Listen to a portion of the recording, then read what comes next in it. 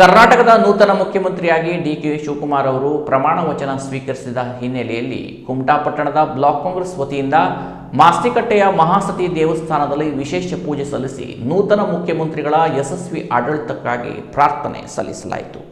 ಕರ್ನಾಟಕದ ನೂತನ ಮುಖ್ಯಮಂತ್ರಿಯಾಗಿ ಡಿಕೆ ಶಿವಕುಮಾರ್ ಅವರು ಪ್ರಮಾಣ ವಚನ ಸ್ವೀಕರಿಸಿದ ಹಿನ್ನೆಲೆಯಲ್ಲಿ ಕುಮಟಾ ಬ್ಲಾಕ್ ಕಾಂಗ್ರೆಸ್ ವತಿಯಿಂದ ಮಾಸ್ತಿಕಟ್ಟೆಯ ಶ್ರೀ ಮಹಾಸತಿ ದೇವಸ್ಥಾನದಲ್ಲಿ ಪೂಜೆ ಸಲ್ಲಿಸಿದ ಮುಖಂಡರು, ಕಾರ್ಯಕರ್ತರು ನೂತನ ಸಿಎಂ 2 ವರ್ಷ ಪೂರ್ಣ ಅವಧಿಗೆ ಯಶಸ್ವಿ ಆಡಳಿತ ನಡೆಸಿ ರಾಜ್ಯದ ಸಮಗ್ರ ಅಭಿವೃದ್ಧಿಗೆ ಹಾಗೂ ಜನರ ಕಲ್ಯಾಣಕ್ಕಾಗಿ ಪ್ರಾರ್ಥಿಸಲಾಯಿತು.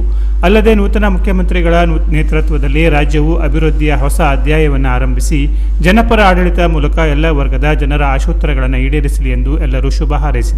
ಈ ಸಂದರ್ಭದಲ್ಲಿ ಕಾಂಗ್ರೆಸ್ ಮುಖಂಡರಾದ ಹೊನ್ನಪ್ಪ ನಾಯಕ್, ನಾಗೇಶ್ ನಾಯ್ಕ್ ಕಲ್ಬಾಗ್, ತಾಲೂಕು ಗ್ಯಾರಂಟಿ ಯೋಜನೆಗಳ ಅಧ್ಯಕ್ಷರಾದ ಅಶೋಕ್ ಗೌಡ, ಕೆಡಿಪಿ ಸದಸ್ಯರಾದ ರಾಘವೇಂದ್ರ ಪಟಗಾರ್, ಪುರಸಭೆ ಸದಸ್ಯರಾದ ಮಧುಸೂದನ್ ಶೇಟ್, ಎಂಟಿ ನಾಯ್ಕ್, ಮಹಿಳಾ ಅಧ್ಯಕ್ಷ ಭಾರತಿ ಪಟಗಾರ್, ಹಿಂದುಳಿದ ವರ್ಗ ಅಧ್ಯಕ್ಷ ನಾಗರಾಜ್ ನಾಯ್ಕ್, ಯುವ ಕಾಂಗ್ರೆಸ್ ಕುಮಟಾ ಹೊನ್ನಾವರ ವಿಧಾನಸಭಾ ಅಧ್ಯಕ್ಷ ವೈಭವ್ ನಾಯ್ಕ್, ಕಿಸಾನ್ ತಾಲೂಕು ಅಧ್ಯಕ್ಷ ಗಿರೀಶ್ ಪಟಗಾರ್, ಸಾಮಾಜಿಕ ಜಾಲತಾಣ ಜಿಲ್ಲಾ ಪ್ರಧಾನ ಕಾರ್ಯದರ್ಶಿ ಲಕ್ಷ್ಮೀಕಾಂತ್ ನಾಯ್ಕ್, ತಾಲೂಕಾ ಯುವ ಅಧ್ಯಕ್ಷ ಸಂದೇಶ್ ನಾಯ್ಕ್ ಹಾಗೂ ಭವ್ಯ ಗಾವಡಿ, ನಾರಾಯಣ ಉಪ್ಪಾರ, ಅನಂತು, ರಾಮಕ್ ಛತ್ರಿಯ, ಧೀರಜ ಹುಬ್ಬಗೇರಿ ಇತರ ಕಾಂಗ್ರೆಸ್ ಕಾರ್ಯಕರ್ತರು ಮತ್ತು ಅಭಿಮಾನಿಗಳು ಉಪಸ್ಥಿತರಿದ್ದರು.